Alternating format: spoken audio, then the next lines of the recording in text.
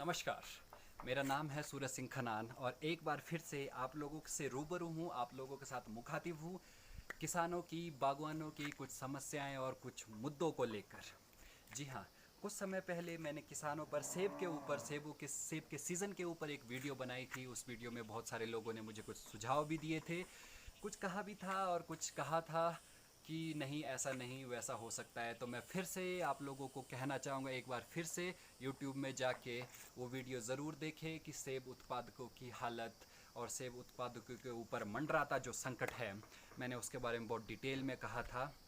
जी हाँ, इस वर्ष चाहे कोरोना की वजह से या चाहे भारत और नेपाल के जो संबंध, जो टकराव थोड़े चले हुए थे, उस वजह से जो हिमाचल प्रदेश में जो लेबर, जो 5 लाख से ज़्यादा लेबर एप्पल सीज़न में आया करती थी, वो इस बार नहीं आ पाई। हालांकि हिमाचल सरकार ने लोगों को आश्वासन ज़रूर दिया था कि वो नेपाल सरकार से बात करेगी कि वो और सेब उत्पादकों को लेबर मुहैया कराएगी, क्योंकि लेबर की ज़रूरत सेबों की चौकीदारी से लेके उसके तुड़ान, ढुलान, भरान और उसके ट्रांसपोर्टेशन तक उस लेबर की ज़रूरत पड़ती है।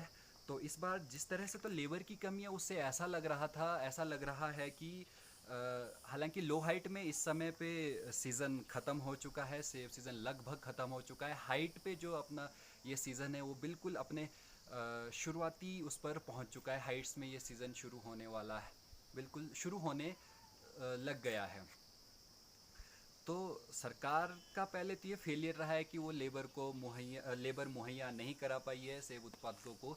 दूसरा, इस वर्ष पहले ही सेब थोड़ा सा कम है प्रदेश में, और उसके ऊपर कंगाली में आटा गीले होने वाली बात ये है कि जो हेलिंग हुई थी पहले ही, शुरू में ही जो ओलावृष्टि हुई थी, 60% क्रॉप, एप्पल क्रॉप, उस हेलिंग से, उस ओलावृष्टि से प्रदेश की नष्ट हो गई थी। मैं आपको एक चीज़ याद दिलाना चाहता हूँ कि इस देश की नहीं, पूरे देश और प्रदेश की जो इकोनॉमी है वो इस समय डगमगाती नज़र आ रही है, वो ख़राब होती आ रही है। और उसी बीच में हिमाचल प्रदेश की 4,000 करोड़ की इकोनॉमी जो सेब पर आधारित है, सरकार उसकी तरफ ज़रा मुंह मोड़ के खड़ी है, उसकी तरफ ध्यान नहीं दे पा रही है। लेकिन मैं फिर से ये कह रहा हूँ कि 4,000 करोड़ की इकोनॉमी है सेब पर आधारित जो है हिमाचल प्रदेश की, उस तरफ प्रदेश सरकार को ध्यान देना चाहिए था। मज़दूरों की कमी की वजह से अभी ऐसा लग रहा है कि हाइट्स में जो सेब है, लोग सेब तोड़ नहीं पा रहे हैं। लगता है कि वो लोग इस बार सेब जो है वो पेड़ पर ही रह जाएगा, फल पेड़ पर ही रह जाएगा। दूसरा, जिस तरह से फ्रेट बढ़ाया गया था, भाड़ा बढ़ाया गया था, गाड़ियों के जो भाड़ा बढ़ाया गया था, ट्रांसपोर्टेशन कॉस्ट बढ़ा दी गई थी, उसकी वजह से भी लोगों की 20% बढ़ाई गई थी। लोगों को बड़ी दिक्कतें उसकी वजह से भी हो रही है, उसकी वजह से नुकसान उनको झेलना पड़ रहा है। उसके साथ ही जो कार्टन फैक्ट्रीज़ थे, कार्टन फैक्ट्रीज़ के जो मालिक थे, जो कार्टन बनाए थे, जो ट्रेस बनाई थी, उन फैक्ट्रीज़ ने, उन कंपनीज़ ने उन कार्टन की, उन ट्रे की और दूसरे जो पैकिंग मटेरियल के सामान की जो कीमतें थी, अपने मनमाने मनचाहे दामों पर उनको बेचा है, अपनी मर्ज़ी से उनके दामों को बढ़ाया है और मार्केट में बेचा है, और वो कीमतें बढ़ी हुई है, तो महंगाई भी बढ़ रही है। और साथ ही साथ, हालांकि लो हाइट में सीज़न कंप्लीट हो चुका है, शुरू में लोगों का कहना था कि रेट हमें तो अच्छे मिल रहे हैं, कुछ लोगों को लो हाइट में बहुत अच्छे मिले हैं। लेकिन अभी क्या हो गया, मंडी में बिल्कुल मंदी चल पड़ी है, रेट सेब को बिल्कुल भी मिल नहीं पा रहा है।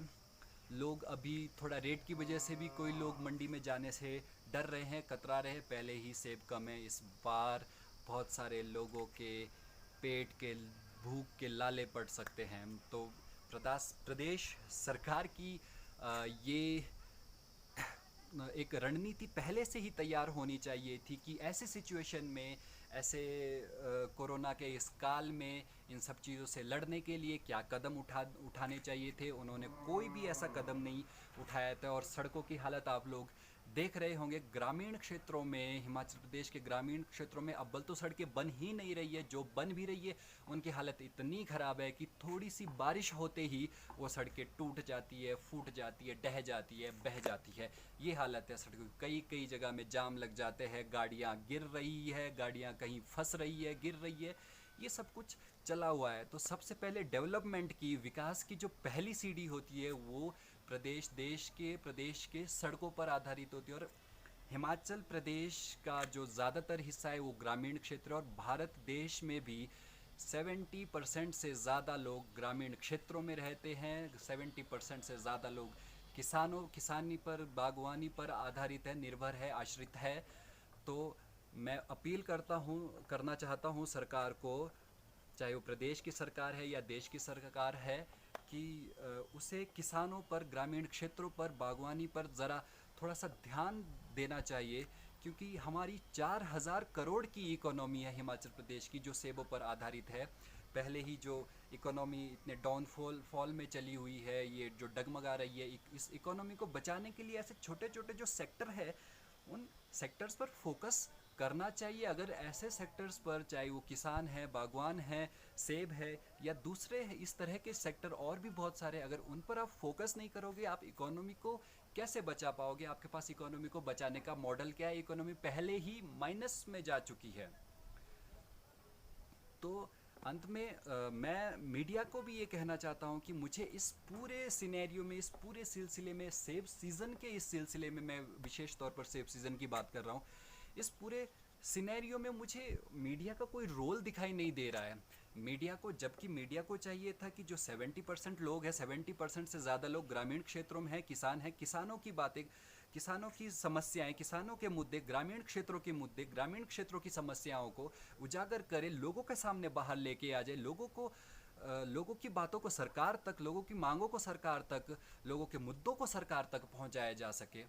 ये काम मीडिया बहुत अच्छे से कर सकती थी, लेकिन मीडिया का अभी तक इसमें कोई रोल दिख नहीं रहा है। और मैं यही उम्मीद कर रहा हूँ मीडिया से भी, और सरकार से भी, और साथ ही साथ आप सभी लोगों से, कि हाँ, हम मानते हैं सरकार हमारी है, सरकार हमारे लिए है, और सरकार हमारी है, हमने सरकार को चुना है, तो हमारा सरकार से सवाल पूछना भी वाजिब है। तो मैं सभी लोगों से ये अपील करता हूँ कि अपनी समस्याओं को सरकार तक ज़रूर ले जाए, और सरकार जो आपने चुनी है उससे सवाल पूछने का आपको अधिकार है, और आपका कर्तव्य भी आप सवाल पूछे सरकार से।